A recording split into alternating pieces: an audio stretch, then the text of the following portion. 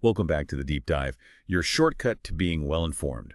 We take a stack of sources, articles, research, our own notes, and we pull out the most important bits of knowledge, insight, maybe some surprising facts. And hopefully just enough humor to keep you hooked. Exactly. Today, we're diving into something pretty critical and, often sensitive. It's a detailed look at the integrity of the Qur'an. The material we've looked at, it contains various claims, historical doubts that scholars have raised about the text itself. Right. And we need to be really clear here.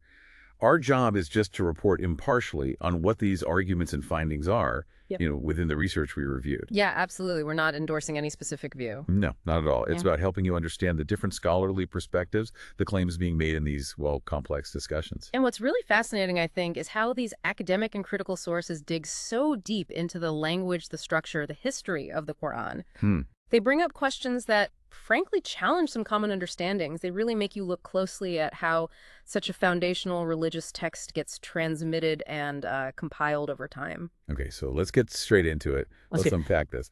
The research starts off with some, pretty broad and striking claims from Sami al-Dib. Yeah. He describes the Quran as ambiguous, disorderly, even citing around 2,500 linguistic and stylistic errors. Wow, 2,500. That's specific. It is. And he goes further, claiming it was written in a Northern Arabic dialect, maybe from Syria or Iraq. He talks about a lot of loanwords from Aramaic and Hebrew. Okay. And maybe the biggest point, he argues its content mainly comes from Middle Eastern Jewish Christian sources. So right away, that sets a tone of really detailed critical analysis. It certainly challenges the traditional views of, linguistic purity and a single origin point. Definitely. So moving into one of the core issues that comes up a lot in these discussions, it's the challenge of the earliest Arabic manuscripts of the Qur'an. Right, the physical texts themselves. Exactly.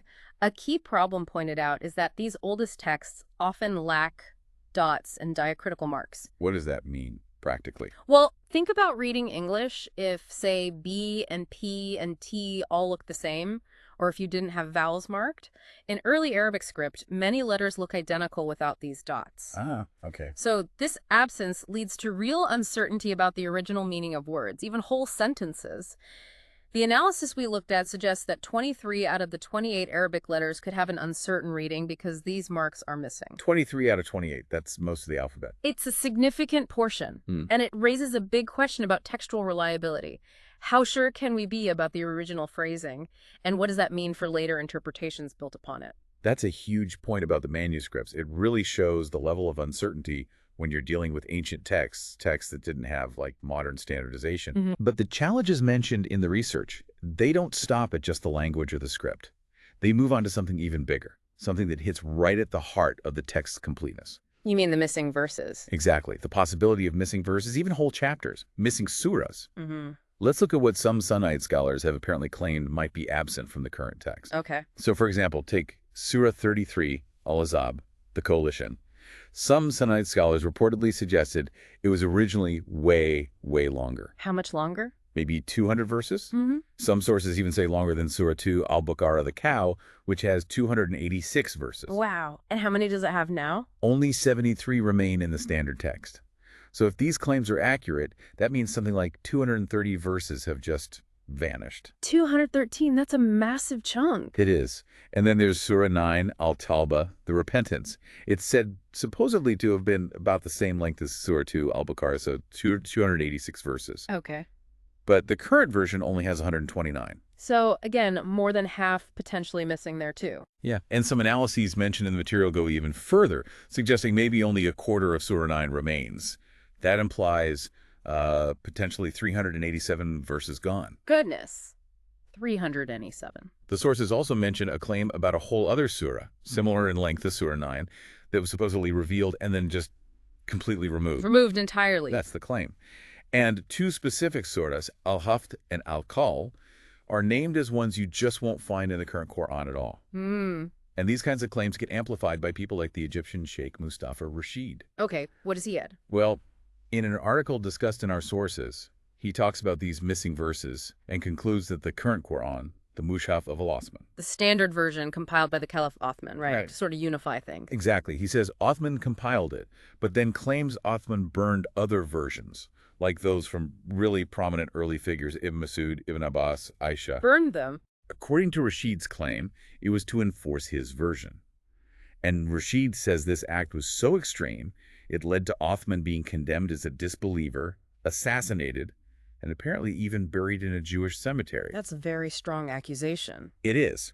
And Sheikh Rashid's bottom line is explicit. Because of this alleged suppression and alteration, the Qur'an we have today is incomplete. Okay, so that's a perspective drawing on some Sunnite sources. What about Shiite scholarly claims? They often have different views on early Islamic history, don't they? They do, and those differences definitely play into discussions about the text's integrity, particularly around early leadership and who should have succeeded Muhammad. Right. So what do Shiite scholars say? Well, take al-Kulani. He was a major Shiite scholar, died back in 941. He even had the nickname the Trust of Islam. Okay, very respected figure. He stated, according to the sources, that the Qur'an brought by Gabriel to Muhammad originally had 17,000 verses. 17,000. 17,000. Compare that to the current Qur'an, which has 6,236 verses. So that would mean almost 2/3 of the text is missing, according to that claim. That's the implication.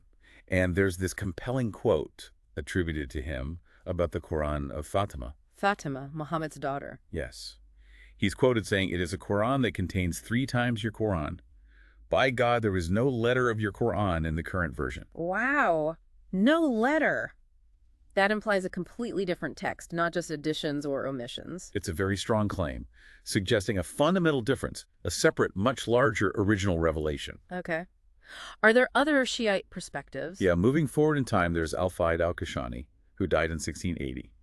He also stated the current Qur'an is incomplete, altered, and different from what was originally revealed. What specifics did he mention? His claims included the omission of Ali's name, Ali being central to Shiite theology, and also a lack of proper arrangement in the text. And the implication of that? Well, the analysis notes that if these claims are right, it makes the Qur'an unreliable for argumentation or guidance because you can't be sure the verses haven't been changed. Right. It raises questions about its practical authority if the integrity is questioned so deeply. Exactly. And some Shiite accounts, they go further, right? They specifically accuse Othman. Yes, they do.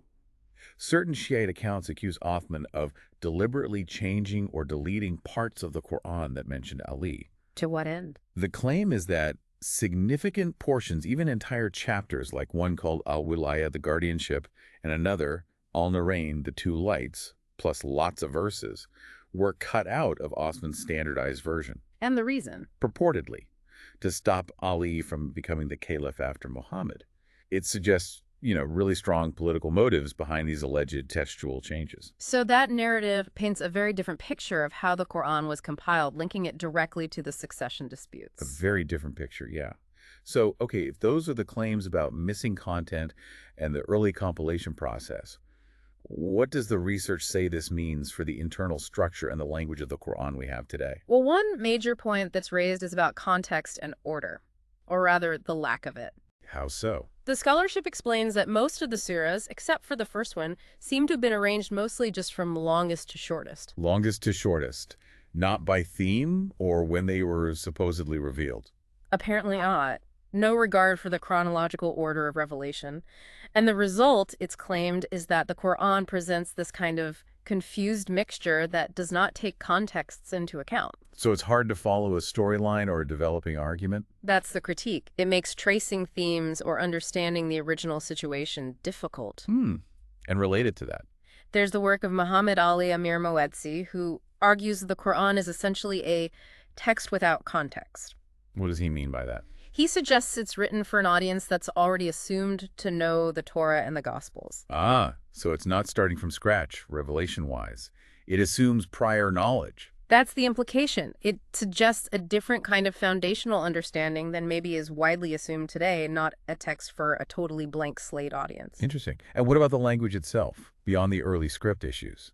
Well, beyond just structure, there are claims about the grammar and vocabulary, too.